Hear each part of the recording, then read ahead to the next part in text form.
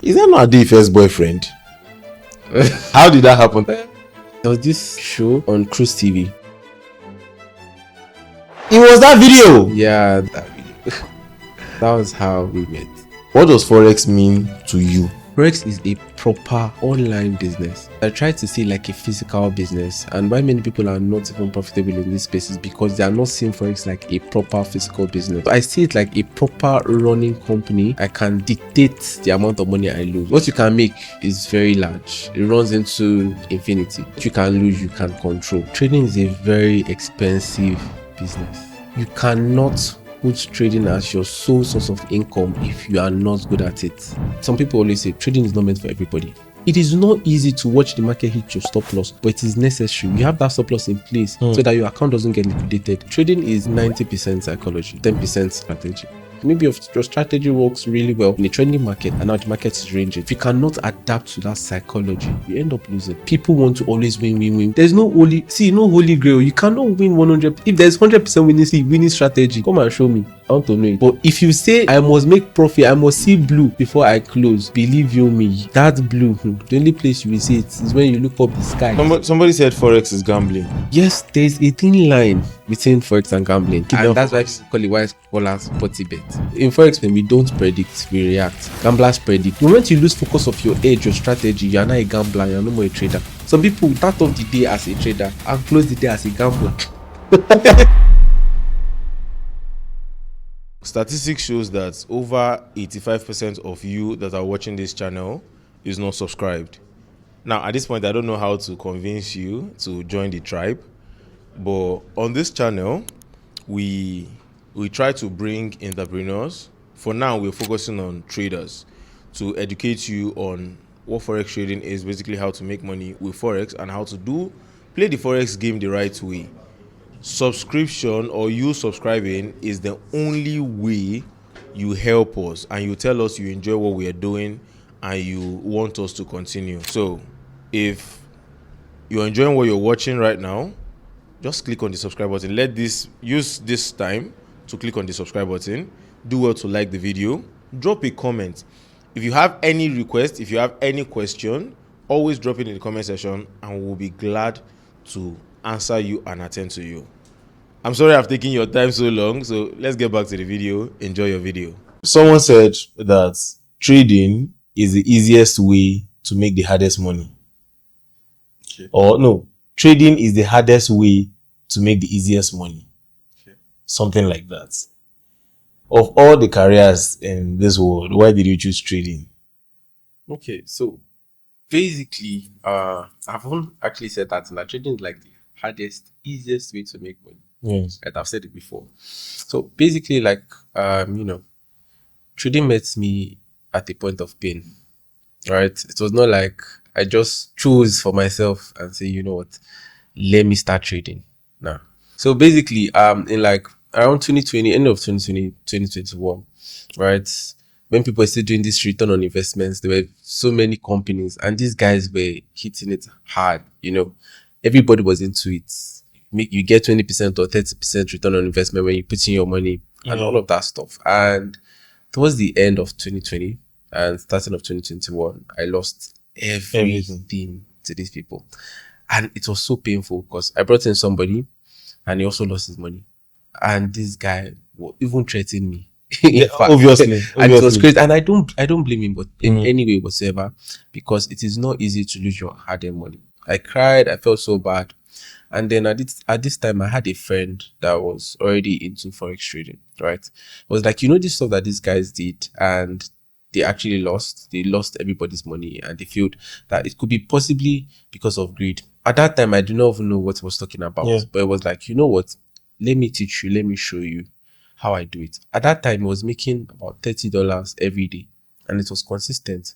So I just did the math and I'm like, if I can be doing the same thing every day, times 22 days, my life is changed. I won't do 30 days because I know that the market closes to weekend. My life will change. At least making this amount of money, I will be able to, fend for myself. It was painful. And he said, if you can come to Ogun State, because at that time, I think I was staying at Smoby at the time, you can come to Ogun State and stay with me. His name is Joel, by the way. Stay with me for like a week or two, and then I'll put you through the process. So I packed my bags and I went. And that was how the whole Forex journey started for me. Oh, you went to Ogun State? Yeah, I went to Ogun State to meet him. And you already know him. It's not like Yeah, I you already met him know on him. the internet. We were, classmates. No, not classmates. We were schoolmates in the university. Right? We were schoolmates in the university. So simply put, you came into trading because you lost money from other ventures. Yeah, I lost money from the same trading ventures, not other ventures, because those guys were actively into trading. But at the time, did you know they were trading? I knew they were trading because they will show charts and them checking the charts, and other investments. In fact, at that time, one even bought a Rolls Royce and G-Wagon the same day. That thing scattered the whole internet. Everybody was going crazy. Like, if I can just be like these people. Yeah. At the end of the day, you see, everything came crashing. All that glitters. You actually took risks, because being that you lost that money to people that claim to be trading, because I always say that most of them don't trade. Yeah. It's all Ponzi. Most of them don't actually trade with those money. I actually lost money to some of those ventures where they promise you return on investment and all of that. In fact, one of the biggest one in Nigeria back then, Rackstelly. I'm not scared to mention name. You watching this, you lost money too. So we all lost money to it. And funny part is, let me just give you this for the story. And people might not believe it. Yeah. I wanted to invest in Rackstelly. A friend of mine called me. I was like, please, you need to make this investment. This is the next big thing. And this was after I've lost from those other guys. So I was thinking, Rackstelly, since it's just... What's the name of these other guys? I don't want to call names. But if I call names, people actually know them. In fact, when I mentioned it, somebody said, yes. Call them. I'm not want to be calling names, right? Okay. So when that happened with Rackstelly, people like, my friend was like, come and invest with Rackstelly, you make money. So I was thinking about it since I want to start trading. The money I had to fund at the time, my cousin gave me some money to fund and to buy a laptop. So I bought the laptop, and it was like, since you're learning this trading thing, you need this amount of money. So I said, if I get that money, why don't I just put it in Rackstelly, get return on investment, money will be bigger, just one time, and do my thing. So that night I slept, and in my sleep, I saw the ambassador. I don't know, everybody knows the ambassador now. I saw the ambassador telling me in my dream that don't invest, so that this thing will soon crash. I'm serious. It's funny, but actually, that's what happened. So when I woke up, I told my friend that I'm not investing in this thing. The ambassador himself just... I already got money in my dream, and that month it crashed. So imagine I had done that. Imagine if you had. I've lost the laptop money and the whole. Simply put, you came into trading because of pain. Yeah. Right. You came into trading with a heavy heart. Yes. Did trading help ease that pain? Yeah, it did in the long run. But when I started, in fact, it was like going into more and more pain. And the good thing is, this my friend showed me how easy it can be. Right, and also told me about the losses. But you never learn until you experience it yourself. Yes. So I funded little 100, I lost it. And then after that time, I just left the whole trading thing and decided to focus on music at the time, because I really wanted to. Music? Yes, I really wanted to go into music at the time. You're an artist? I was an artist. Okay. I'll not say anymore. I was, and I really wanted to go into music at the time. In fact, I had a manager. At that time, I was writing music. Secular music or gospel? Secular music. You don't look like it. You look calm or chilled, and you don't look like... I'm not looking at you and I'm seeing Ashake. No. Very calm. All my music is very calm. Yeah, I'm actually very calm person. So yeah, calm music, by the way. And, but it just so happened that things did not go as planned. And I invested into crypto at some certain point in my life, right? And it was Shiba Inu coin. 2021, 2022, I invested into Shiba Inu in 2021. Right? As at 2022, ending of 2021, by the way, as at 2022, everybody knew that Bitcoin had a bull run towards 2021 ending, slash 2022 January. I think it was in January that everything came crashing down. January ending, it came crashing down. But in 2021, I invested into Shiba. I made a lot of money, up to like $16,000. Right? 16,000. Yeah, up to like $16,000. And I was like, you know what? This money, I just can't. Now that I feel like the market is going to crash, right? And I want to take out my money. What do I do with this amount of money, at least to keep this going? So I decided to go back into forex trading. And mind you, I knew that I lost though when I went in little at first, right? I should have just started little. Nobody does. I always say this thing as a beginner: start small. Even if you have the billions to fund, start very little. Start with what you know you can afford to lose, because eventually You will lose it. just lose it. Because you need to work on your emotion, you need to work on your psychology, you need to be good, not just the strategy, before you start making profit, right? So I funded 1,200 at first and I lost it. It was wild. Like wild. How long did it take you to lose the account? 1 week. 1 week. 1 week. In fact, the funny part is when these accounts, I saw profit though. I saw profit of 500. I saw profit of 250. I did not close. I was holding. I said I'm going to swing trade this till I see profit of 3,600. That's when I'm going to close. You What with the number? No, I did my analysis and targeted that price is going to get to this bottom okay. before whatever is going to happen. Mind you, price later got to that bottom, but after blowing my account. In fact, I went to church the day I was seeing minus 800. I went to church. I have similar story. I went to pray. In fact, church was going on. No, I was not really doing anything. No. But when I was seeing minus 800 already, I knew that the way this thing is going, and I was adding more position. The way this thing is going to go is to blow my account. I went to church. I went to play keyboard because I play a little bit of keyboard. I went to play keyboard. In fact, I danced the most in service that day. I prayed Hoping and that the kabashed. miracle will happen. Thing will now go up small. I was like, yes, Lord, you are doing something. Oh yeah, I kabash, prayed, danced. In fact, I checked it. It was looking very nice. While I was yet praying, I started to check again. Zero. I said, I they pay me. Make I refresh this thing. I refreshed. Zero. I cried. Did I learn? No. That day, I went to fund under 800, making it 2,000. In fact, I think I lost that one in like 3-4 days. I blew it. So then I got introduced to prop firms. I bought lots of prop firms. In fact, I blew about 20 to 25 prop firms before I got funded on my first prop firm account. So I lost so much in Forex to even say I can talk back. So when you were losing, why didn't you quit? The money was already becoming a lot. You just can't dash the market. I could not see myself giving the market that amount of You were heavily invested. No, exactly. I was too trapped in to say, I'm not doing anymore.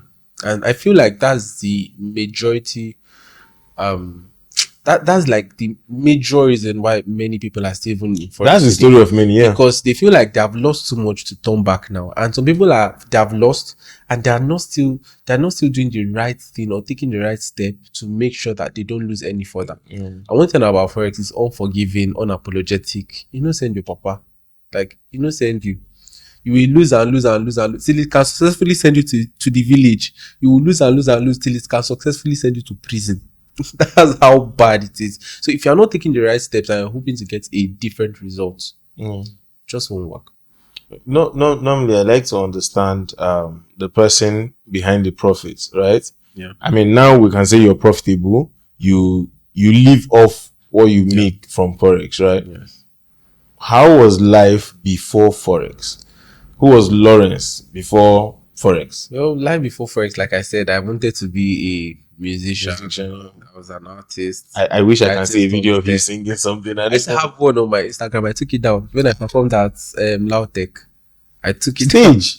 down. Yeah. You were serious? I was serious with my guitar. I sang. Okay. I think I still have the video on my Instagram archive. I'm not Okay. Yes. So I also wanted to go into military at the time. I haven't got the form. Something you look like. You were saying. I haven't got the form then to go into the military as an officer. But some stuff doesn't just work, and maybe they're not just cut out for you. And then came Forex. Forex was like safe haven at the time, and whatever I find myself doing, I just like put in everything till I become the best at that thing. I don't know how to give up. That's just true. Even music till now, I still write one or two, just a little. I don't know how to just let things go. Don't know how to give up. Where would you say that come from? Tell us a little bit about your background. Like, did you come from a lot of money? Do you have money around you growing up? Did you have mentors that are rich and they took you on cars and show you possibilities? We don't have a lot of money growing up, but we're comfortable. Not like we're suffering. we're comfortable. Not like we had so much money growing up. We're just content. That's what I would say. We're just content. My dad is present. My mom too. So we're just content. Not like we had so much growing up. Content, sure. But you didn't come from the trenches. You know how people say this trenches story and See, I've been in and out of the trenches. That's just the truth. in and out. Yeah. First, I was given birth to in Ajigule. Exactly. So I've been in and out of the trenches before we now finally moved to the island. Some things happened, Long story short, don't know like I want to bring family business outside. Yeah. We had to move to Ikotun. So I've been in and out of the trenches like back to back. So it's not like it was stable and I was just living that rich life, that comfortable life. Now it was in and out. But the most important thing that was there was content. It just I mean, what was the switch for you? Because every profitable forex trader have that switch, that light bulb moment where they're like, oh, we keep losing, then we find something. It's not necessarily your strategy, because most times you see people, the unprofitable traders kind of have more good strategy than even the profitable ones, right? I mean, we're in the space where you look at some of the big ones, they don't do more than 1:2 or 1:3 at most. Yeah. But you see those newbies on Twitter, their chart is always 1:78, and they are expecting the market to come and clear all of that liquidity, and all of that, right? What was that turning point for you from, I'm not making money from this thing, to, okay, I think this thing is going to work for me? Well, I've always had faith, because I see people doing it on the internet, and then I'm like, they're no different from me, right? This person does not have 7 heads. It has 1 head, just like me. And since it's profitable, I will also be profitable. And like I always say, trading is, I used to say 90% psychology, 10% about strategy. But later I was like, okay, you know what? 20% risk management, right? 10% strategy, 70%. So you're saying strategy is like the least? Like the least. And the funniest part is people go after strategy over and over again. They should be working on their psychology, because trading is about self-mastery. If you don't master yourself, there is no way you'll be a profitable trader. It will take you through all levels of emotions in this life. You will cry, you will weep, you'll be aggrieved, you'll be angry. See, you will lose your appetite. So it's all about mastering self. But instead of people to focus on mastering self, they are now jumping from one strategy to another. You hear people argue, ICT is the best, SMC is the best, no, liquidity, transaction. This one, the up and down. This one they brought up, what's the name again? Alchemist, whatever. Somebody call them medicals. But if you look at it, we are all still doing the same thing. The whole break of structure, everything is just moving around the same thing. So strategy is the least of the problem. Learn to understand yourself, so that you are not forced to adjust your stop loss. You are not forced to over leverage. You are not forced to increase your lot size when you know clearly that your accounts cannot carry it, right? You are not forced into revenge trading. So what actually makes people fail is not the strategy in itself. And believe you me, just like every business, there is a particular period that business will not be profitable. Like I used to say, somebody that sells cold water will not sell so much during the rainy season. But during the sunny season, it will sell so much and make more profit. The same thing with whatever strategy you are using. There's a particular season it will not be working as much. The strategy that was giving you 80% profit end up giving you 40% profit. Now you have 2 things. Is it that you stay off the market that period, right? Or you just stick to your risk management rules. Because at the end of the day, risk management will keep you profitable. Now you need your right psychology. So you're not like, oh, I've been profitable before. Why is it I'm now losing now? It's because the market condition doesn't favor your strategy. Maybe your strategy works really well in the trending market, and now the market is ranging. If you cannot adapt to that psychology, you end up losing. But people want to always win. There's no holy grail. You cannot win 100. If there's 100% winning strategy, come and show me. I want to know it. But there's nothing like that. And then you see these guys jumping from one strategy. In 10 years, only you have to, I know somebody that's traded ICT, SMC, institutional, which other one again? Ichimoku. He has used all the indicators. He has used everything. But at the end of the day, he just discovered this stuff is not the issue. You are the main tool You are the edge. You are the reason why you end up being profitable. Mastering your emotions, not being forced to clicking that buy or sell like it's Black Friday sales. Some people just click the buy as if it's Black Friday. Anything that just look like, oh, this one is gonna buy. Buy, yeah. They are so impulsive. I used to be like that before. So you see, when you get to my light bulb moments was realizing that, oh, I need to work on myself. I need to work on my psychology. And then I need to put rules in place that will hold me accountable, and then get an accountability partner that will say, you know what, you must make sure you follow through with this. If this thing doesn't work, please give me this consequence. At that time, I used to do 50 push-ups or jog around the estate or have my phone seized. So being profitable was a must for me because I was tired of losing. Some people are not tired of losing. No. You can be losing for 10 years and still not be tired of losing. Because if you are tired of losing, you look for a way to do something about it. But like some people always say, trading is not meant for everybody. Not everybody can bring themselves to that point of submission. It is not easy to watch the market hit your stop loss, but it is necessary. You have that stop loss in place so that your account doesn't get liquidated. Like I always say, he who trades and runs away lives to trade another day. Yeah. But if you say today, oh, I must make profit, I must see blue before I close, believe you me, that blue, the only place you will see it is when you look up the sky crying. For real, that's just it. That's how. So what do you think is the biggest psychology problem among newbies? What do you think? Why do you think newbies have psychology problems? Unrealistic expectations that always lead to greed. That's just it.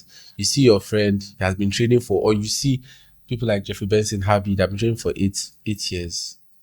And then you are just starting today. You're already telling yourself, if this is your $10 account, you want to buy Lambo.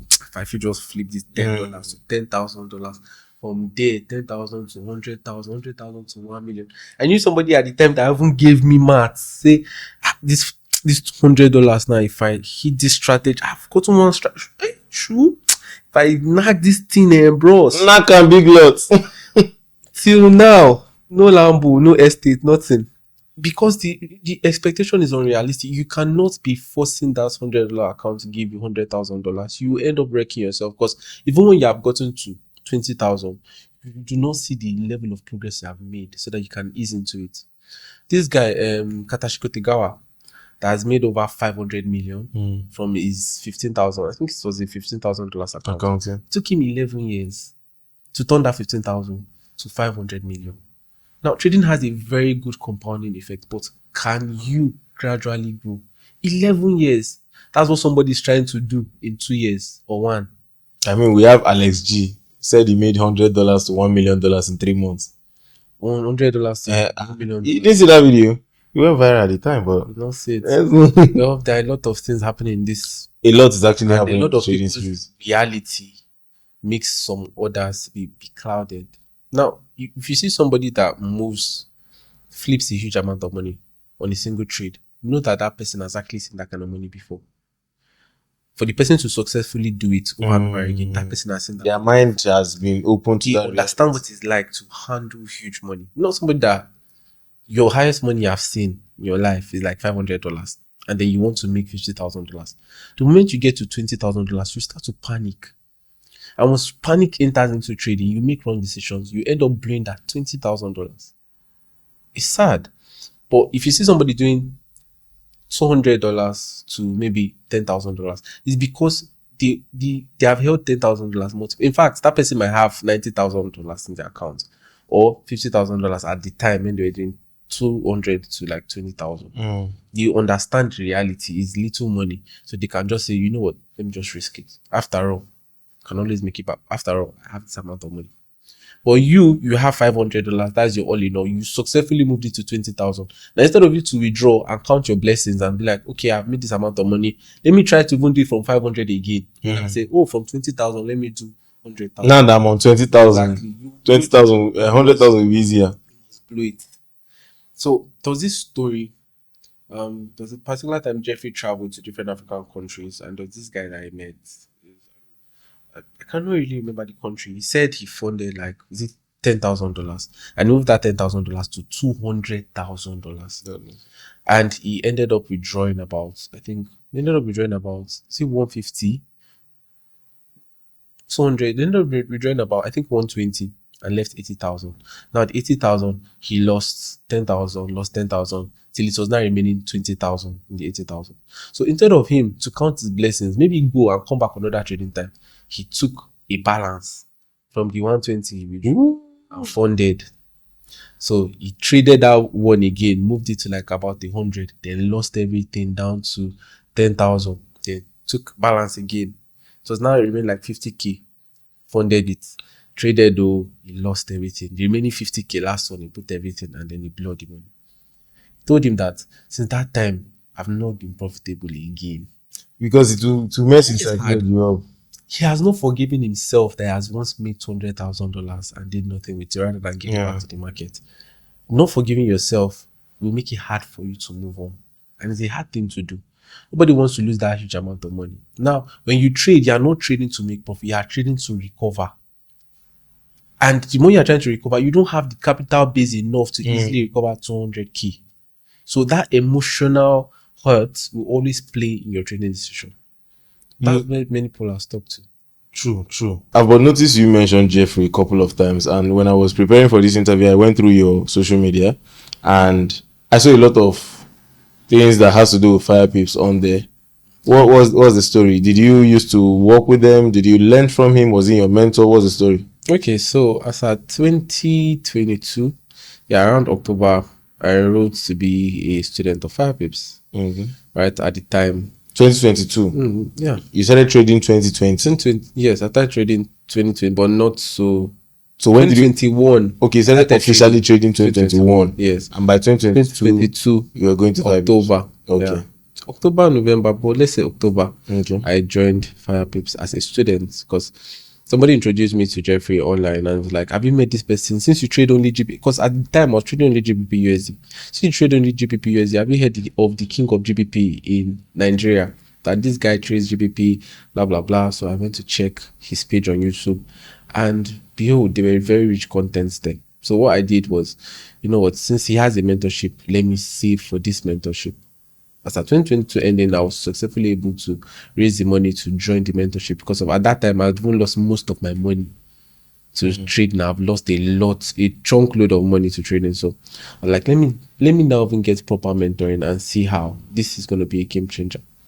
Surprisingly, the first month I haven't got funded on my first $20,000 profit account. The first month of being in that space, I got funded. So it means that there was actually something, you know, there that people were not seeing outside, because there was the competition. There was this review, you know, having a lot of people doing the same things that you do and seeing that the things you were passing through was not only just you, people were also passing through that, and then they were giving you scopes how to overcome your psychology and different kind of stuff. It shall just happen. So how did you come physical? I mean, that was online. Yeah, it was online. Yes. So as at that time I was an online student, and before then I was planning to jackpot. You know, you want to leave the country? I wanted to jackpot because I was very afraid of Nigeria. That's 2022. I wanted to jackpot. That was even before Tinubu. You've not seen nothing. I really wanted to jackpot, but as God will have it, we had FME in 2023. Yeah. FME 2023.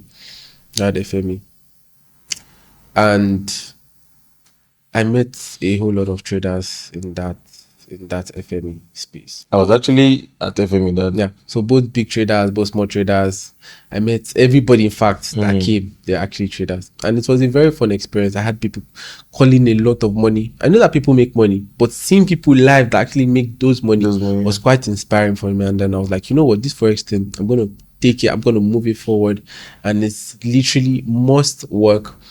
And I went home the next week, I blew my 20k account. Just because I started pressuring the account to make that much amount of money, and then I blew the account. It was painful, but then I did not give up because now I see the possibility, I see what is happening, and then I got sold into the vision.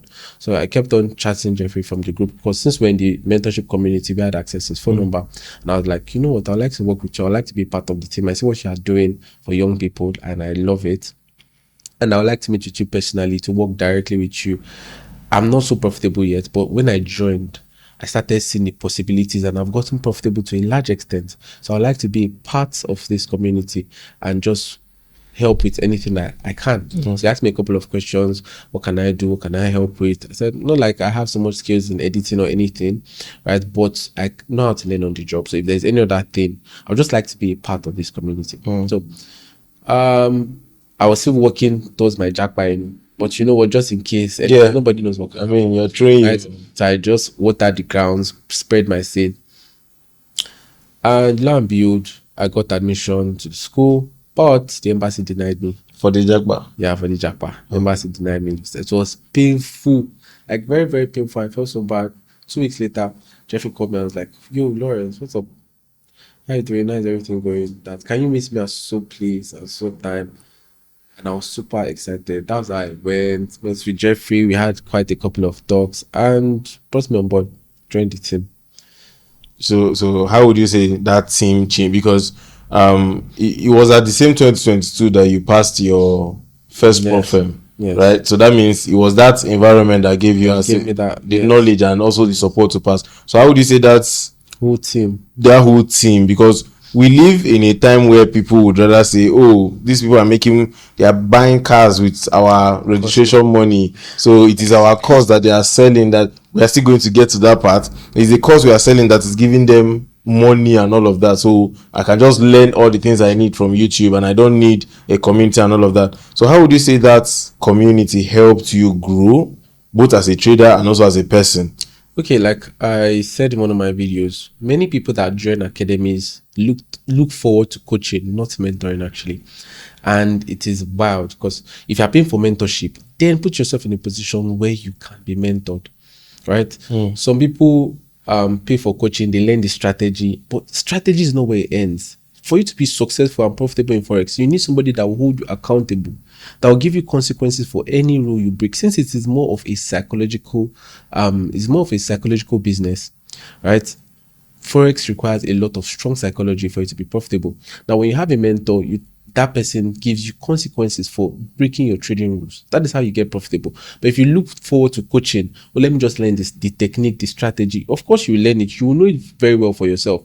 But profitability is solely dependent on your character, your attitude, your psychology. So why not position yourself in a way where you can be mentored and say, you know what, coach, this is my trading rules. Anyone I break, give me this consequence. Yeah. That was it for me. There, I had an accountability partner, somebody that ensured for whatever rule I break, right? I follow through with the consequence from the academy. From the academy, getting into the inner circle per se, not really the academy. When I got on the inside. Talking about community is one of the most important things when you're starting your journey as a Forex trader. And for that reason, I am partnering with Octa to train 300 persons and equip them with the skill of Forex trading. What does that mean? Octa has paid me and said, Director, we are telling you to help us train 300 persons. And here's the good part. While we are training 300 persons, we're also going to be providing signals for maybe the newbies, or inside the 300 persons, we're going to be providing signals for everybody that is qualified for free. All you need to do is check the description box. There's a link that's going to link you to the group where you're going to get more information on that. So if you want to learn Forex and you don't have money to pay for mentorship, or you are already trading Forex but you are not so profitable, you want to join a signal group that leads you to profitability, check the link in the description below. Thank you. Because I wanted to just ask that would have been the follow-up question, that how do you, because most of this, you made a very, very strong statement that people are interested in the coaching and not the mentoring. Now, a coach has 2,000 persons in their group. How do 2,000 persons ask for mentorship the way you define it from one person?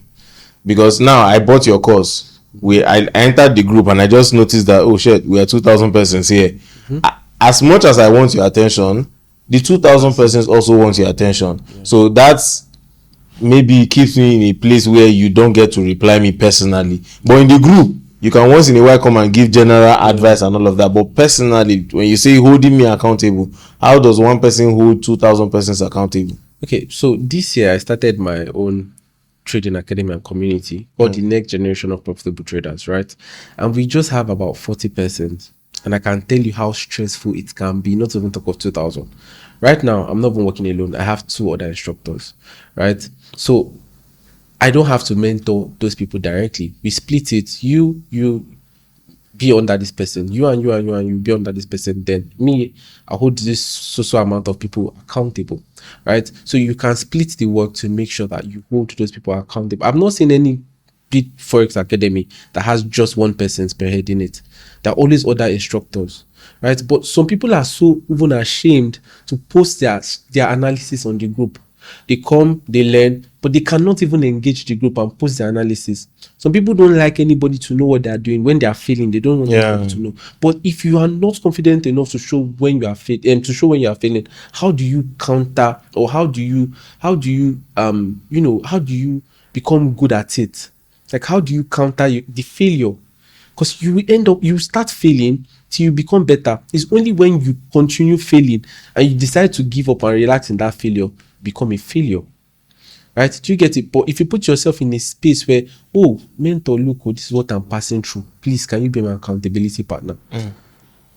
That person will take you in and say, you know what, every day you take this particular trade, or before you take any trade, show it to me. After you take it, show me the result. Now, what are your rules? So that I make sure that you are following through with those rules. So you can have a couple of 10, 20 people under one person. I don't think 20 people is too much for one person. It's just accountability. Before you take any trade, submit it to me. After the trade is done, submit it to me. What are your rules? So that I know if you break anyone. Watch how those people are going to improve. That is how it should work. But many people are too ashamed. I've met somebody before, I'm like, why don't you tell me? Say, no, I'm shy. I don't want you. Oh, no, but you have paid. That's what you paid for. Yeah. But you are shy. You don't want me to see that you are failing. There's some people, you tell them, can I see your trading history? Let me just check. No. They're ashamed. How will you be ashamed to learn about something that will give you money and make you profitable? If one person watching this right now and they don't even understand what Forex is, I mean, we've spoken how Forex has changed your life, how you found this thing and you venture into it and blah blah blah and all of that. But then this person he just came across this video maybe because of something you said, and they are interested.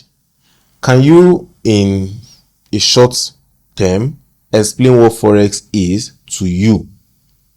And what I'm saying to you is because I don't want a generic answer. Oh, Forex is trading the financial market, blah blah. We can get that on Google. What does Forex mean to you? Okay, to me, like I always say, I've said a lot of things on this internet. Yeah. Is Forex is a proper business, a proper online business, right?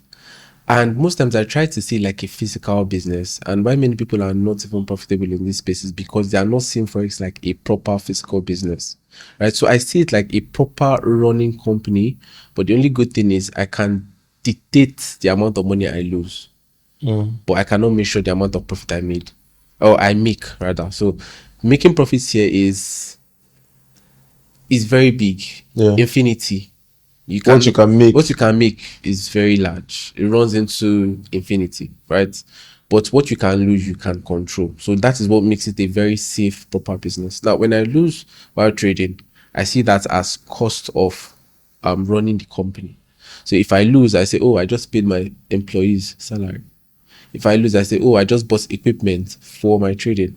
If I lose, I say, oh, cost of logistics. So I put my losses into company expenses. So for me, Forex is like a running proper physical business. And that way, I don't go chasing after losses, because companies have to do what? Make expenditures, make expenses for the company to run successfully. So that is how me I see Forex, like a proper working company where you exchange currencies and you get to even trade on a global scale.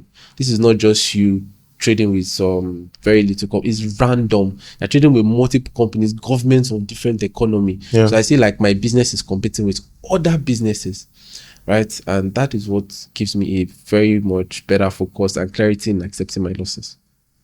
So that's how Forex is. So you're saying all the losses are necessary for the wins to come. Yes. Just see the losses as cost of running business. And the reason why you'll be able to run another business, because if you don't make some certain expenses, your business cannot make some certain sales. So I just see those expenses as cost of being able to run further transactions. That actually makes sense. Somebody watching this now is going to be like, Oh wow, yeah, that's true. Because I mean, you look at Forex and people come on the internet and they tell you, "Oh, Forex is the financial markets, Forex." You know this, you know those definition people give. And deep. when you get into it, all that is in your head is because people have used this statement a lot. Oh, there is $6.6 trillion being traded every day. Come and collect your own. You know how they say it. How You know? much can you make? But it's the truth though. There's the market cap is about 7 trillion right now, and there's 1.2 to 2 trillion moving in the market every day, tradable. Right, so you can collect that. You can collect your portion. Some people take $50 in it out of 2 trillion. But some people give $50 too. They have to give because that's what makes the whole market, right? Is a transactional space. So basically that's what it is. But for me, for it to work well down with me, I just put it into this physical business thing and say, you know what, this is how it works and this is how it runs for me. That way I easily accept my losses. Before, accepting a loss was a problem because I always revenge trade, and that's why I used to trade like 30 trades a day, 20 trades a day. But putting it into this level that is easily understandable by my body, and most people don't even put into consideration that some businesses when you start them, you don't even make profits that first month or the second month Or but the when you first start, year. yes, but when you start Forex, you want to be profitable that month Yeah. the most profitable. But when I put it into this business level and say, no, this is a physical proper running business, and I also need to run it like I'm running a proper business, accepting my losses were easy. Making little profits in some days got easily acceptable. That way, I'm running with the mindset of a CEO. I own my company. I dictate my losses. My profits I cannot gauge because it is endless. It is infinite. It can run into infinity. And Somebody said Forex is gambling. yes, there's a thin line between Forex and gambling. It's very thin. Okay. Break it down. And that's for why us. people call it white collar sporty bet. It is very, very thin. Now, you have an edge, right? And the market works with probability. So in Forex, we always say something, we don't predict, we react. And that's because of we leave prediction for gamblers. Gamblers predict with no future data. They only have them to some. Have you seen people doing analysis on Bet Nigeria for sporty bet? They go and look at the companies and the club's analytics and say, before these people, the strength. How many times have they made it? Nobody does analysis more than those people. So they also do analyze, right? But when it comes to Forex trading, you have an edge. You have past datas, right? Also, just like those guys, you have past datas. Now, the market gives you informations in candles. You are not going to predict that. I feel. I'm not working on feeling. I'm not working on feeling that, okay, the past record said. You have an edge that says, when this thing comes to play, you have a data present for you that runs into the future. Them, they're only working on analysis. All these people have met before, and this is how they played. But this one, you have an edge that says, when these candles come into play in this pattern, this is definitely going to happen. And it is a constant algorithm. That is what takes it away from gambling. Now, when you enter into that trade, the market moves in that direction. It's all well and good. You make profit, right? And if you keep on executing that same thing constantly, you always keep on making profit. Now, why it is similar to gambling is when you lose in gambling, you get anxious and you want to bet even higher.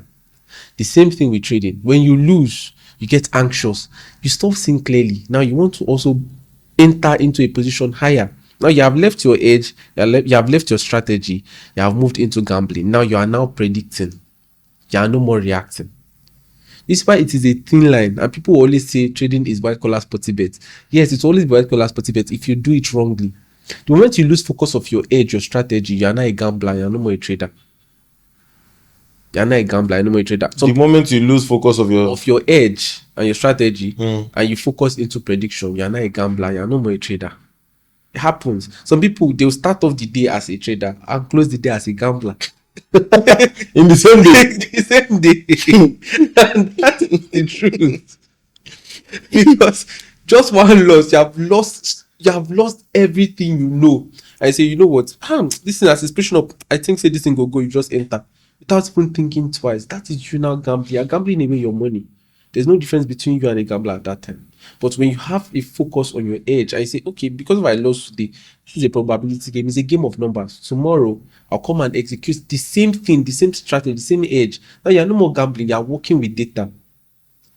And you know that data has been playing for centuries coming. Some trades, you see them since 2020, 1980 something, the market has been moving. So it is continuous, consistent. All you have to do is position yourself in a way to execute it. So you follow through with price action. Now you're not a gambler, you're working on pure data. But the moment you lose focus of that data now, and you say, you know what, I think this thing will just go up. They start praying for boom, praying that God. You add all the strategy plus prayer, you go lose. So I don't blame people when they say is white collar sporty bet. White collar sporty bet. The way you put it, Yeah, white collar sporty bet. Sporty bet. I don't blame people when they say white Sporty bet that went to Harvard. I don't blame people because it's a very thin line and it gives you the same. There's this thing, is it Dopamine effect. Yes, it gives you just the same thing. When the money comes in easy, you are anxious, you are happy, you are excited. The same thing when the gambler is making money, best thing more. Some people, when they start making profit back to back, they start increasing their lot sizes more. They forget that they have an edge to execute. They have a particular pattern that will keep their psychology sane. They start increasing their lot size. Then when they start taking the losses, like every gambler, instead of them to walk away, they start increasing their lots. Increasing their a better comeback. Yes, for a better comeback. And that way you lose everything. So that's where it is similar. But it's not the same. You only become a gambler the moment you lose focus on your edge. And it's so easy to lose focus on your edge, believe you me. If you just adjust that stop loss 1 minute like this, bam, that's all. Let's talk about discipline in trading, right? How do you master discipline? How do you, you have your strategy, you have your exit, and I'm asking this question from a personal experience, right? One time in my life, my trades will always hit my stop loss before you start moving. In fact, it happened over and over again. You see the trade, everything looks good. It hits your stop loss, then start moving your direction. Hit your stop loss, then start moving your direction. Then you decide to change and say, okay, it looks like this is what we're doing now. So my stop loss becomes my entry. Anytime I finish analysis, the place that I'm supposed to use as stop loss becomes the entry. Now, what it does is, it's not going to reach there. Yes. It now becomes a missed entry. Now, the place that was supposed to be the entry is now where the market decides to react from, right? So some of these things actually make you question yourself, doubt yourself. How do one stay disciplined even while struggling with the market like that? Okay, so discipline for me is a personal decision, and it must be one that must come to stay. You must be fed up of your former situation and say, you know what, come rain, come sunshine, this is how I'm gonna do it. There are some days now, I'm a scalper stroke day trader. Sometimes in 15 minutes, I'm done with training for the entire day. Sometimes in 5 minutes, I'm done with training for the entire day. That's because I told myself 1 trade a day. Because I knew what overtrading did to me. Now that's why I'm focusing on my hobbies, going to the gym. I want to resume swimming again because I used to be a pro swimmer. I know how to swim a lot. So I'm taking on my hobbies again. After all, trading is a means to an end. Yeah. Right? You want to focus on trading, make money so that you can now fund your passion. Trading was not eventually the passion. For some people, it's the passion, is what they have always wanted to do. But the moment you get into it, you find out that the moment you become profitable, you find out that trading is a boring business. It is. It's boring. It is. You just have to come the same day, do the same boring thing over and over again. Wait, be patient enough. If you don't see a trade, you let it go. Now, people have this problem of wanting to see trades every day. And that is why there's always this argument of, swing traders are the best, scalpers are the best, day traders are the best. Swing traders believe that they are the best. And one truth is, the reason why it's looking like swing traders are the best is because in the forex market, less is more and more is less. Swing traders don't get to trade every day. So the more you enter into the market to trade, the easier it is for you to give back to the market what you have made. The lesser you trade, the easier it is for you to retain your profit. Now, a swing trader might see a trade once and might hold that trade for 1 whole week. That way, it's mitigating all the multiple losses that I've collected on the day trading level. We're all still trading trends, right? We're all still doing the same thing, but it's the speed at which we lose. Now, it might take them 2 weeks, a week to lose. But if they make profit, it will take them another 2 weeks to lose part of the profit they have made. Amen. So do you see how it is easier for them to retain the profit? But a scalper, in 2 seconds, you have made your loss. If you are not disciplined enough, you just take multiple losses back to you. You just keep taking Or you losses. take multiple wins, and then when you now take one loss and be like, no, I can't close. I saw 1,000, and then I've lost 200 from my 1,000. No, I can't close. Because of you have that time to always be in the market. Do you understand? So the act of discipline is telling yourself that, or what changed the game for me was telling myself that one trade a day, whether I loss or win, no matter how fast he lost. Sometimes in 5 minutes, the moment I enter like this, price will just hit me out. I'll be close it and go and do another thing, maybe watch TV, play game, or just do something different. You see, it was not easy, but it was worth it because of I got to understand less is more, more is less. less. This is why swing traders will always keep arguing that they are the best. This is because they are always lesser in the market. They have trade positions running, but they are not actively sitting down there shaking and fidgeting, having all emotions running through them. No, they just said sometimes even forget. So less is more and more is less. By the time you tell yourself that I am fed up of my situation, oh, this is what I want to put in place to make sure. And first off, you need to know where you are lacking. You need to know your problem. If it's overtrading that is your problem, you need to put the right measures in place. For me, it was overtrading that was my problem. So I reduced the number of times I was trading. It was not easy the first. Sometimes I broke it to starting, but with time I got comfortable. By the time I started seeing the result, that every single day starts with a fresher opportunity. So even if I lose today, right, since it's a 1 to 2 minimum, 1 to 3, even if I lose today, tomorrow I lose. When I come back to win the third day, is that I'm break even or I'm profit? Why don't I just stick to that? And your head is clear every day. I don't deceive myself. I know that I don't have the tolerance to stay in longer trades, and I know that I don't have the tolerance to. Sometimes I even still have this urge to want to like revenge trade, but then I know the cost of it, so I just close. When you know that the cost is greater than whatever you're about to do, if it goes against you now, you are going to be more broken upstairs. And one thing is, you might have the psychology going well for you, but the day you break it, it will take you like 6 more months to recover. I don't want to put myself in that situation, so I'd rather walk away. That's actually beautiful. That's actually beautiful. You deciding to, or telling yourself that, oh, I'm done playing small. Let's get to the real deal and stick to what we said we were going to do. That makes sense. Now, do you think there's a luck factor in profitability in trading? Do you think in any universe that profitable traders are lucky? There's no luck factor to being profitable in Forex. Okay. I can bet it with you. Samotochi, yeah, is like one of the fastest profitable traders I've met. Got profitable in 6 months, like consistently profitable back to back. 6 months. Out of all of us that were close to Jeff, 6 months. And that's because naturally he's a very disciplined person. I've seen him, I think maybe that's why it was easy for me to just say, you know what, let me just go with this thing. I've seen him some days sit out a whole week and say, you know what, I'm not trading this week. Let me just enjoy the profit I made from last week, I beg. Because there's something that comes with profits, emotions. You're just happy. You're happy. And the time you're winning your trades back to back, you're happy. Sometimes you just lose focus of your edge and you're like, you know what, the market is going to do it. Let me just enter. Anywhere I enter, it will go. You even get reckless at sometimes putting a wide stop loss, and that way you take losses. So having that discipline to say, you know what, let me just execute my edge. Let me just flow with it as I've been doing before. I'm not going to extend my stop loss. I'm not going to do any other thing. I'll just follow through it, the pattern that works for me. You see yourself being profitable. So you're saying there's no luck at all? No luck. You must put in that work emotionally. Strategy is easy. But see that emotional build-up, you must be... See, anybody that is naturally disciplined, your life is governed by rules. You know how to set rules and follow them. Go and trade. Go and succeed. I say you be comfortable. You know, you said it, go and succeed. Go and succeed. If you don't know how to follow rules you have made, and it's not so easy to follow rules with money. Trading is expensive, and it is expensive to your standard of living also.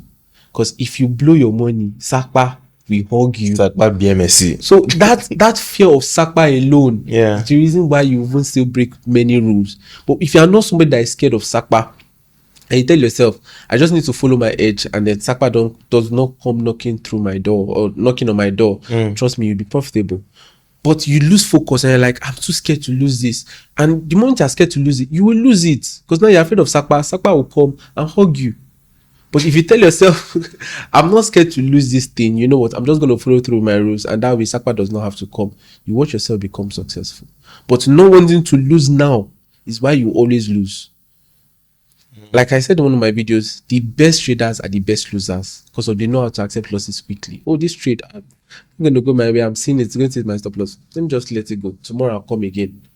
That way you reduce. Even if it comes to touch the stop loss, maybe it does not even touch it and then go back. At least you know you have saved yourself. You have a proper psychology to accept losses. Once you know how to accept losses, you become very good.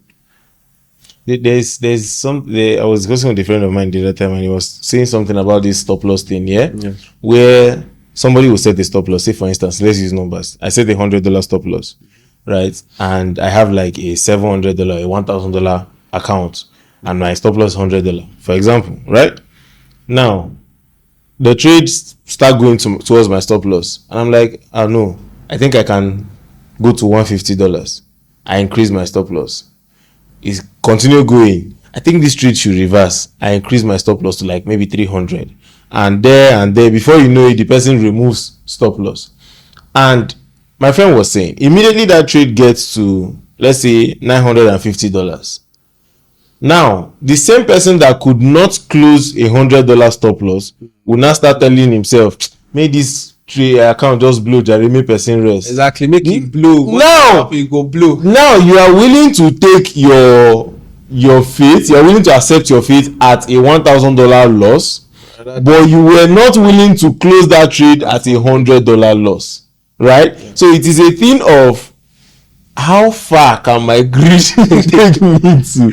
Because at that point you would rather lose everything than live to fight another day. Yes. So I think I understand what you're saying there. The funniest part is, if you are taking that $100, you are hoping now for price to retrace from when you're already at minus. Let's say you have, was it $900 account? $1,000 account. Yeah. Okay, let's say you're already at minus 500, right? And you're now hoping that price will reverse, or minus 600. You have 400 in your balance. You're now hoping that in your equity, right? Yeah. You're now hoping that price will reverse. Let's just say the market reversed and successfully go back to 1,000, and then you close that 1K. Do you know that you did yourself a disservice? Because if you are taking $100 loss, right, and the market went back to that point, and then you saw it reversing, you now entered from there, you'd have made 600 in profit. That way, you recover your $100 and extra 500. Oh yeah, because if you had closed that 100 and the market finished their dumping and get a better entry, you would have rolled it up. That's actually true. But you are not focused on that. You just want to. You are now wasting time recovering a loss when you should be making money. But people don't have that. That's $100 they don't want to lose. That's actually you just wasted. Very brilliant. That's actually very brilliant. And yeah, being that you learned from one of the biggest traders, if not the most followed forex trader in Nigeria, probably Africa. I don't know Jeffrey's number right now. That is a position a lot of persons wants to be in, right? A lot of persons are praying that, oh, Jeffrey even sees them, let alone be in the same space with him and even get access to call him and all of that, right? While that is a lot of persons' dream, that's what a lot of persons are dreaming right now. Why are you not there now? Basically, after you have learned, there's always just this moving on, right? There's always just this moment of self-discovery. As much as you want to be in your safe space, sometimes you have to put yourself in a situation that is uncomfortable for you to grow further. Yeah. So there's a particular level you can grow with someone, and you just know that right now I need to spread my wings more and expand more and build myself up more in a very much larger capacity. So it's a very nice time there. I'm not even going to lie. And I learned a whole lot from him as an individual, as a person, not just Forex per se, according to life approach and way to handle some certain situations. It was brilliant. And anybody that is hoping or having that kind of dream, it's good. Run after it, chase after it. It's definitely going to achieve. It's going to get better. But there will always be a point of growing more. And that's the thing about life. No matter where you get to, you always want more. You should know that no matter the point you get to, there's always something ahead, something higher. That was the point I got to. And I'm like, you know what? Let me spread my wings. Let me see what I can do for myself. And that's bettered my own community. And an academy, and thank God we're growing, and we're growing really, really fast. The next generation of profitable traders, and that's just it. So does that mean that you could not do your own community while still there? No, it's not just that. I believe in giving your 100% whatever cost you are invested in at the time, right? So my 100% was invested with the community, with Firepips at the time, right? So it was only normal when I wanted to expand my wings, and I'm like, you know what?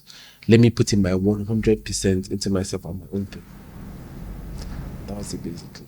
And good thing, when I spoke to him about it, was quite excited, and was like, you know what, I believe you can do this. I wish you the best.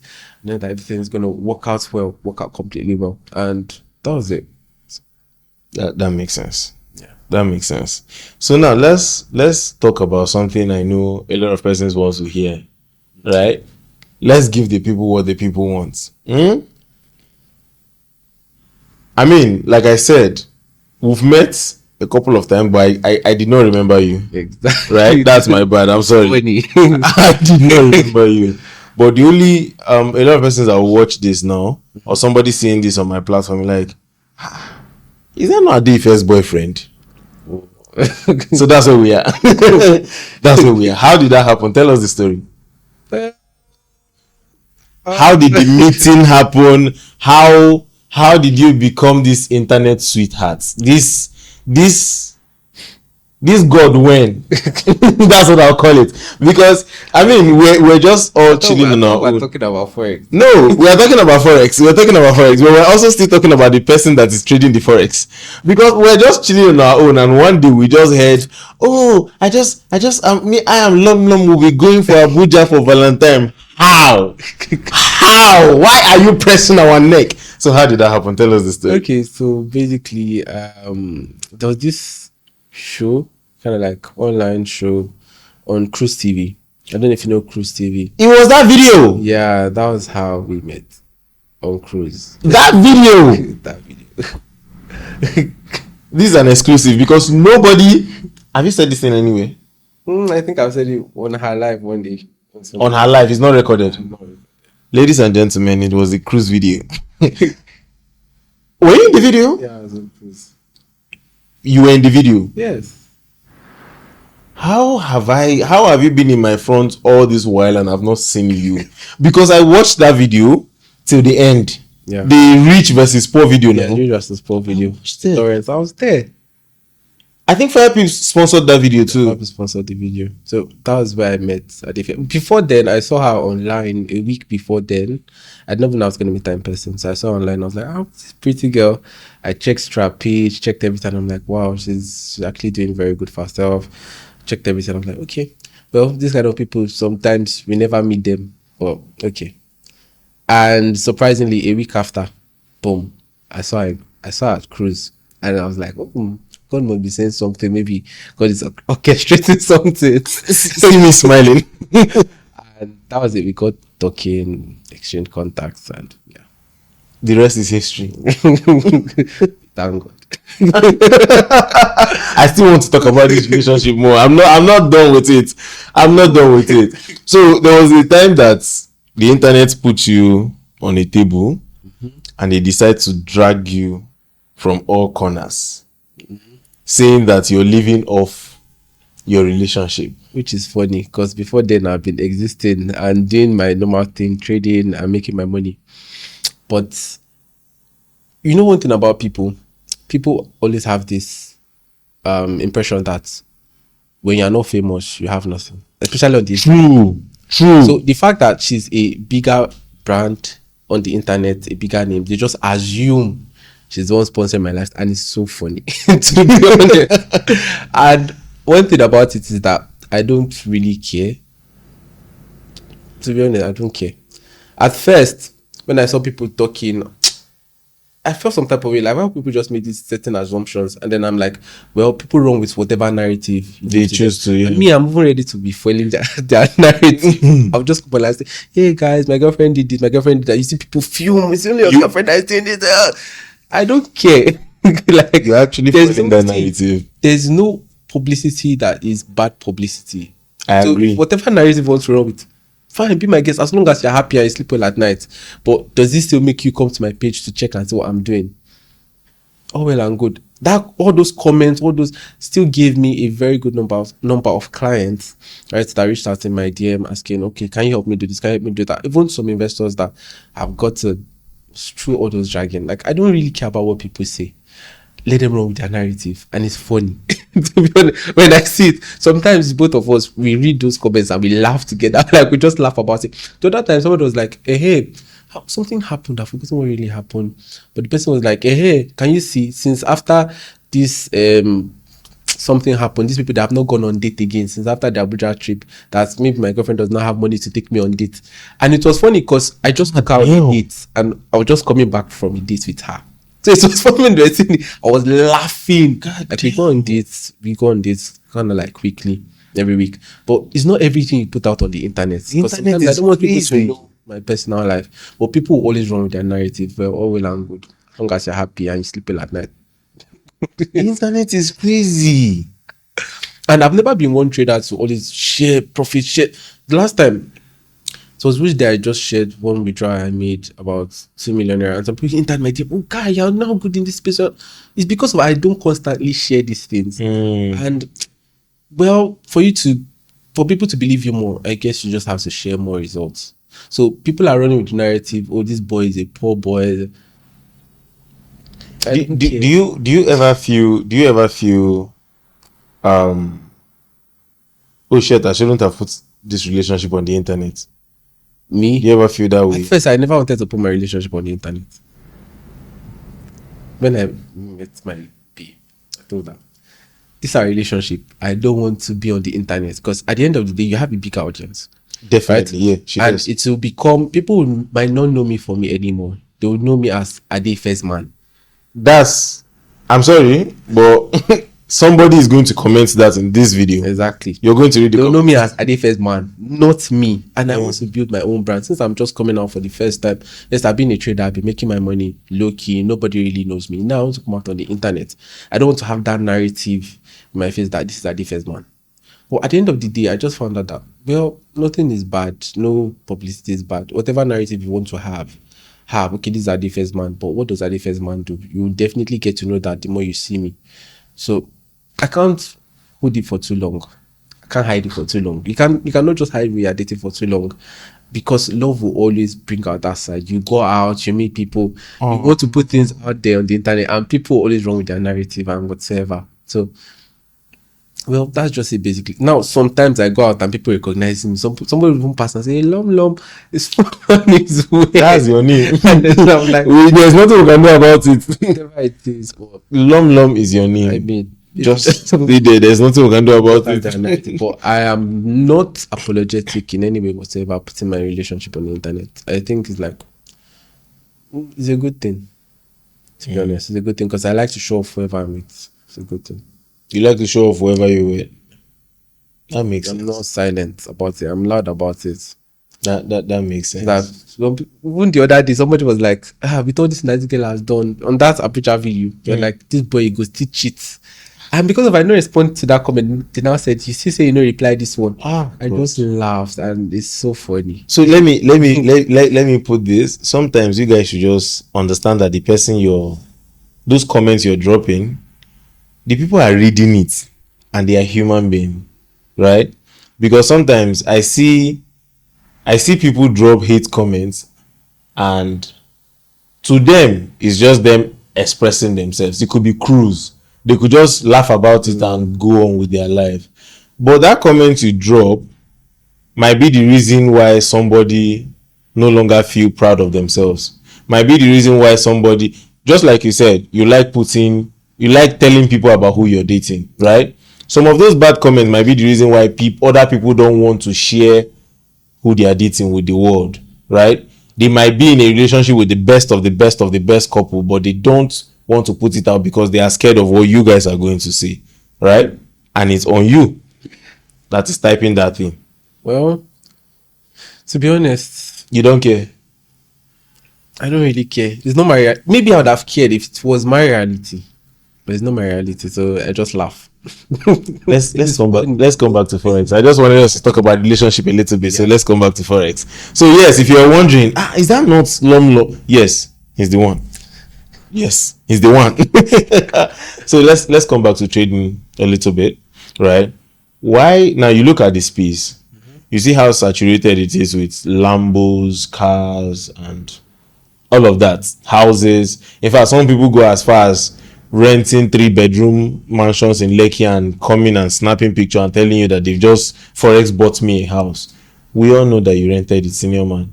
In fact, I have a story where the money they used to complete the rent house, I follow contribute. I mean, nobody's ever going to know this one because I've never said it anywhere, but then I follow contribute for the rental. But on the internet, God did, and we're all happy, right? Do you think that is helping the industry or killing the industry? To be honest, yeah, it's killing the industry. Let me put another context before you answer. Let me add one more context before you answer, because that's showing houses and cars, fake or not, is the reason why people are also joining the industry. So having this context in mind, you can continue answering. Okay, is the reason why people are also joining the industry with unrealistic expectations. That's what you should have in mind. Now, you have not grown so well. Some people will just learn under somebody for, maybe they go to an academy after a year or 6 months. You see them, they have started their own academy. They start to pressure people with lifestyle. They know they are not yet profitable. They know there are some, see, as much as people want to divulge and say some certain kind of things, they know they are not yet profitable. They know that they want to make money off courses, because of course you also make money from the courses. Yeah. Right. Now, some big people that are profitable that actually sell off courses, like, I can't teach you Forex for free. Not because I cannot just give you the knowledge, but it is teaching is stressful. Do you know what it means to leave whatever you are doing? I'll just talk of somebody like me that is done with trading maybe an hour into it or 2 hours into it, and then I have some other things to do, like go after my normal life, go after other businesses and check out some other things, right? I will now leave my comfort zone and set out a time like 8 p.m. 3 times a week to teach you. Expect me to do it for free.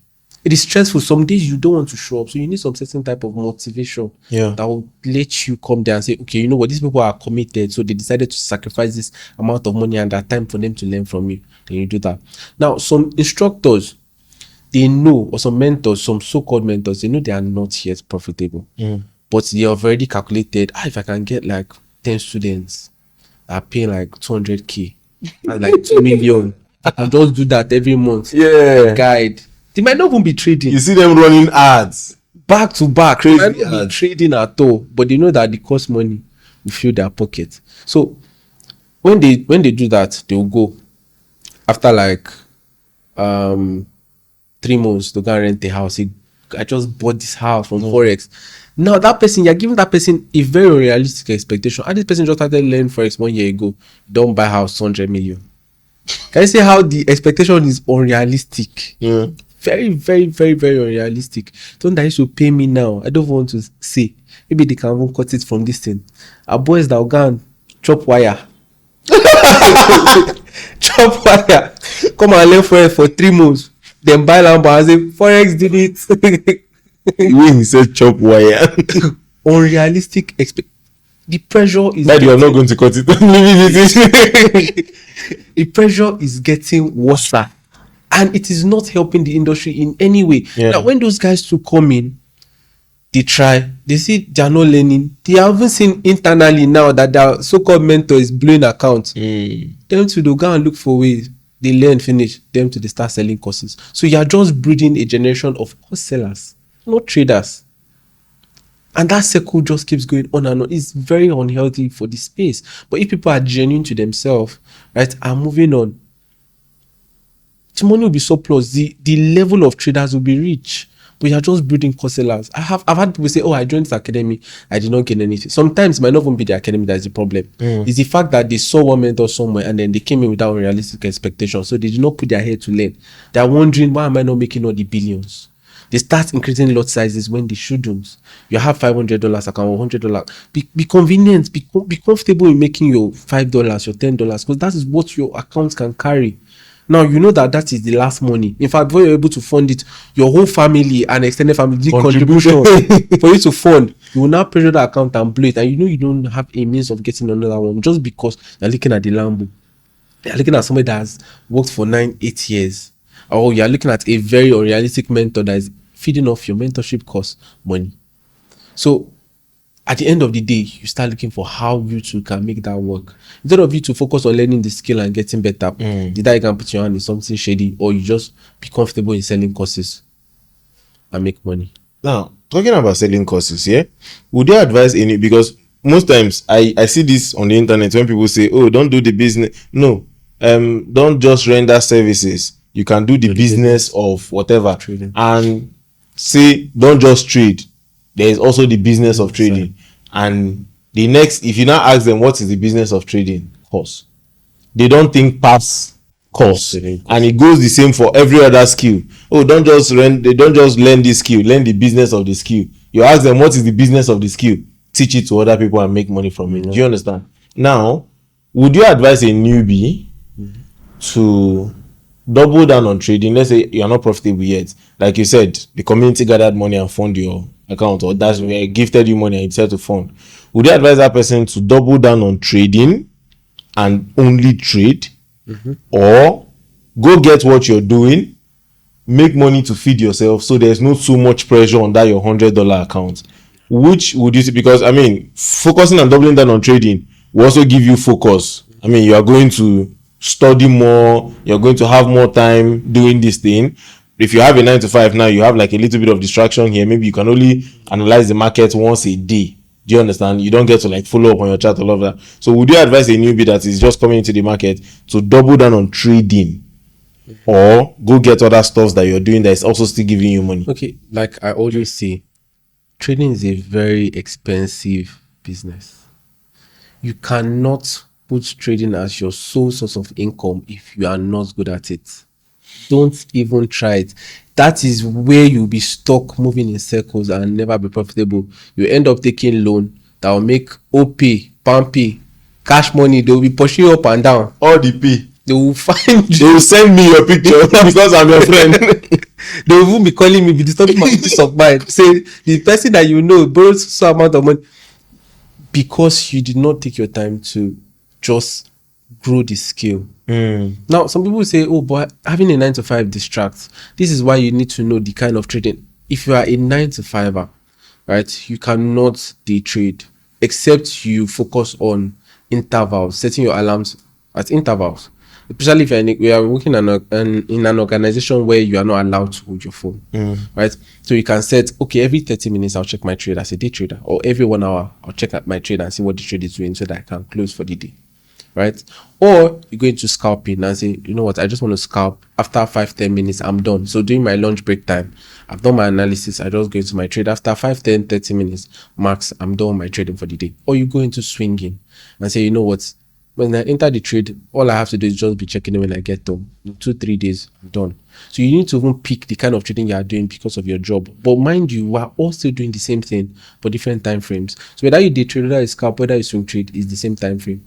Now, when you learn how the market works and you feel like you're good enough, you're already making money from it, you can now say, okay, this is what I want to do full time and just focus on it. But if you don't have money to fund your because you still blow accounts. Until you master your emotions, you still block. You can't just come and never blow account before.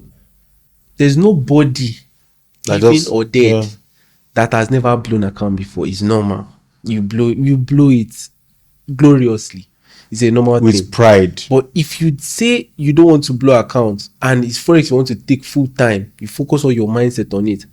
The moment you lose that account, you'll be devastated because there's nothing to do. You start begging people, bros, please, can you just fund my account? I know people that have been into my DM and say, bros, please just fund me, even if it's $50. If you don't fund them, they'll not say, in fact, if people just be faking your generosity online. Yeah. They get angry. It's not me that do you. That's the truth. So you don't have to do Forex full time as a beginner. Have something that can be funding your Forex expenses. Don't look at your friend because of the meme is going into it full time. You might have one uncle that believes in Forex and say, you know what, I'll just be funding you till you are good. So you know how to do. That was my case. I had somebody that said, you know what, so you are good. I'll be pumping in money into this thing. Whatever you can do, so you get profitable. I had somebody like that. I had somebody like in my early days, I had somebody like that until I lost. Even person said, You give up on you give up. You just calm down first. Say, oh, this boy, focus on learning. Yeah. So at that time, I just wanted to be trading. He said, focus on learning. That was it. Focus on learning. So when I just came in with that enthusiasm, was sponsoring it. That people like that, they have people that can fund them. You don't have anybody. So get something that you can be using to fund, make little money, put some in your trading, use some for your daily bread. Reason why many people cannot stay off the market is because they are depending on the market for their daily 2K. Yeah. And if you are depending on the market for your daily 2K, you always pressure your account. And the funniest part is you will never see trades every day. While we round up, can you briefly, because I mean we've said a lot about trading, we've talked about the industry, and we've also tapped from your own mind on how trading works for you, right? But then what I want us to do now is, I'm a newbie, I just see this video, or I've already started trading and I see this video and I'm like, okay, I like what this guy is saying. But I want to understand his system. Can you, like, in a very easy and understandable way, explain your system to us? I mean, you can withhold the information that you're giving for the paid students, but when you look at the market, how do you approach the market on a daily basis? Okay, so I approach the market with this first simple, most important thing. How much do I want to lose today? That's the first thing I tell myself. How much do I want to lose today? Once I come to terms with how much I want to lose today, then I go ahead and do my analysis. Right? I trade mostly with price action and frequency and recency. Right? So once I've come to terms with how much I want to lose, I know that there's nothing that's going to stop me or hold me back. So when I lose it, I'm comfortable with it because my mind already accepted it. It's when my mind doesn't accept my losses and I enter into the market, becomes a problem. You want to, no. I think I must recover this thing or do this. So the first thing I do every single day is ask myself, how much am I willing to let go today? Once that is done, just do my analysis, wait for price to come to my entry. And I always have what I call POIs, point of interest. If price never gets to my point of interest, I don't trade. Now, if price gets to my point of interest and does not give me the candlestick price action I need or pattern, I don't trade. I'm very easy to say I'm not trading today. Not because of fear, but because of I know that there was a reason why I chose that pattern and a reason why I chose that point. Now, there are some times where price will come to your point of interest, right? Get very close to it and then starts going. Then you'll be scared. This thing is going. Let me enter. When you enter, you will see price still actually come to that point of interest before going. Most times, either it takes you out before going or gives you massive drawdown. So if you have just been patient enough to wait, like I always say, every trade that doesn't get to my point of interest and then moves in my direction and leaves without me is wasn't meant for me. So a missed trade is better than lost capital. So I'm comfortable with being patient enough to wait. So the first thing, how much am I willing to lose? Where's my point of interest? If price gets there and doesn't react from that point, I don't trade. If price gets there, doesn't give me the price action I need and breaks below, I don't trade. I just come back the next day. Because of every day comes with fresh opportunities. That's just how much. Okay, so that means you can go a day without trading. I can go a week without trading. That makes sometimes sense. In a week I can trade once or twice. So do you don't set orders, limit orders and all of that? I want to be there when the action is happening. Please. I don't want to sleep and wake up and say I always like being present in the action. Okay. So you said you rather use alerts.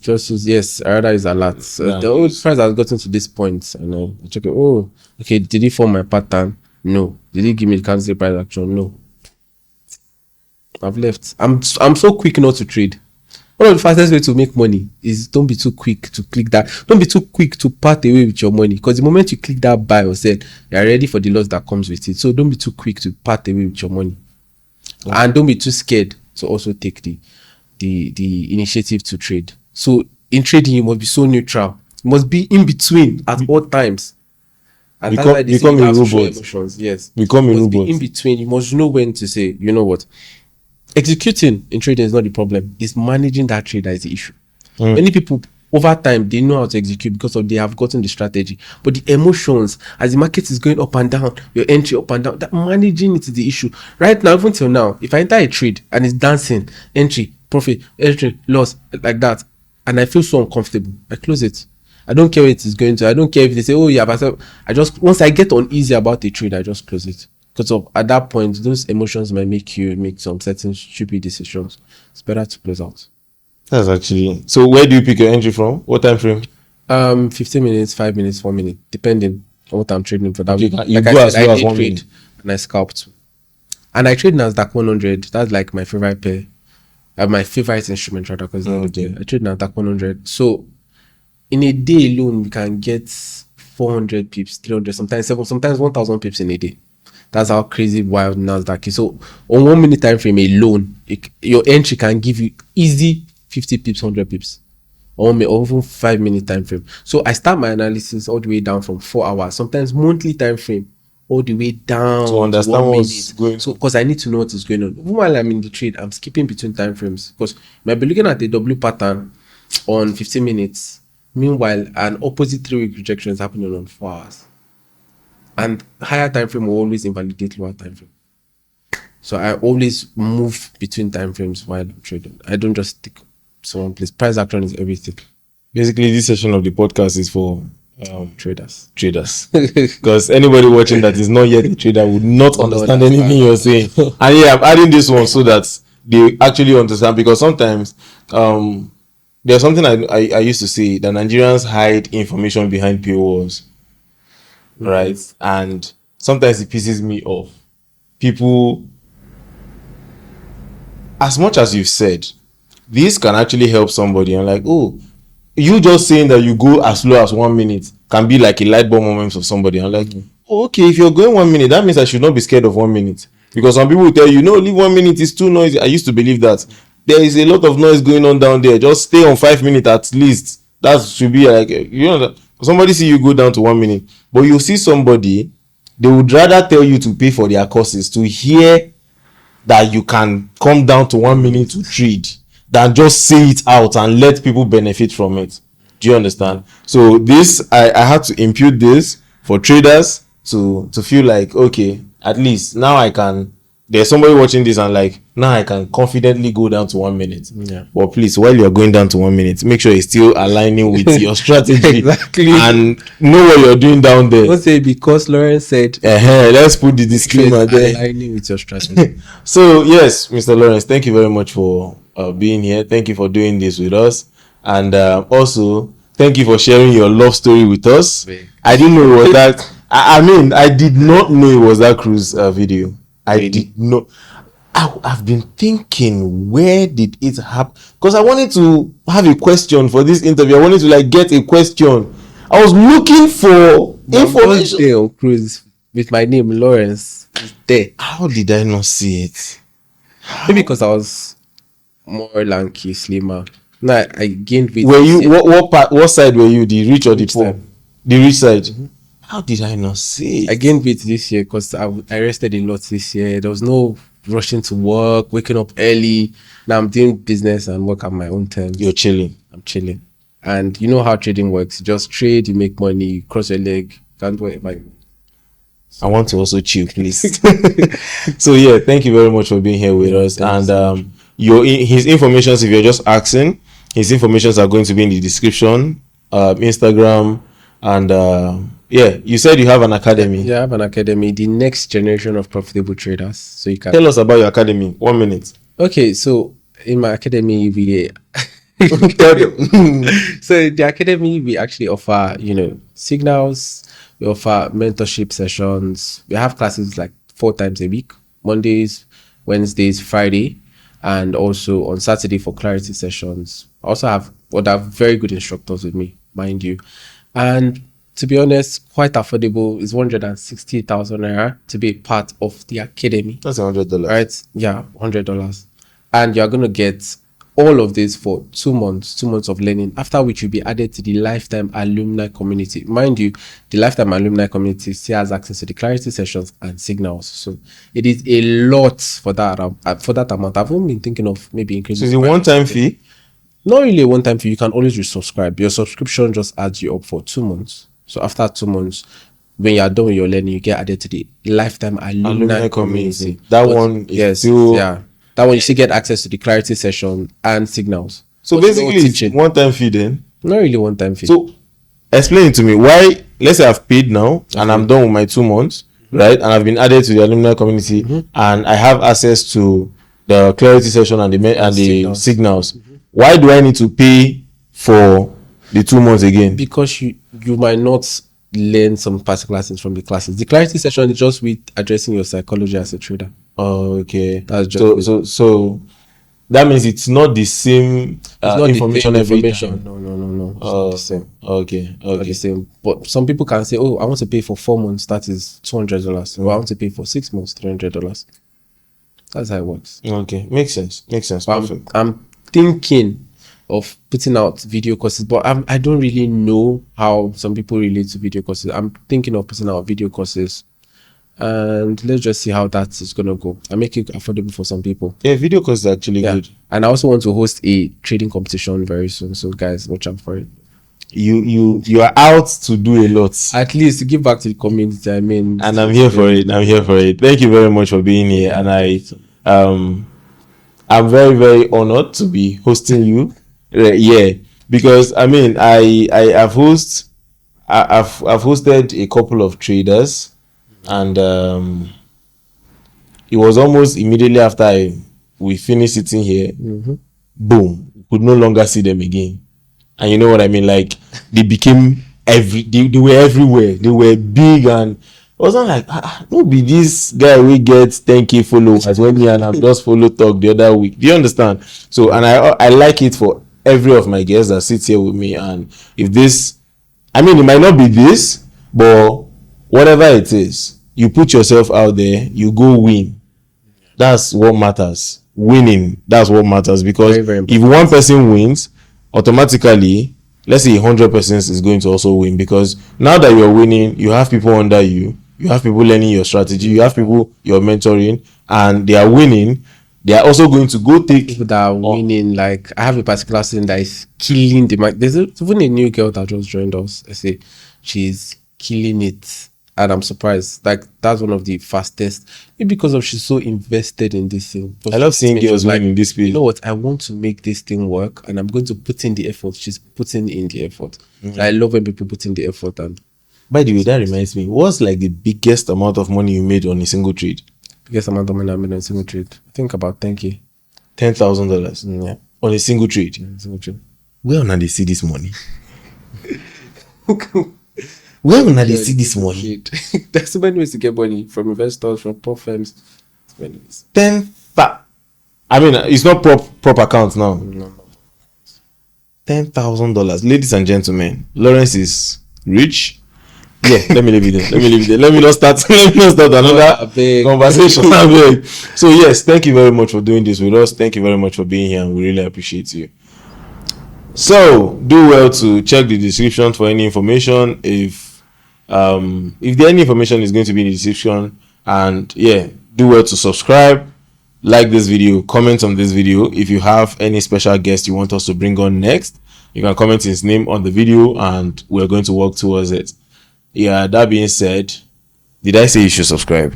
Yes, I said you should subscribe. So subscribe and like the video, share the video with your friends, and if you learned anything, please do well to comment it. I love to read comments, and I reply to all comments.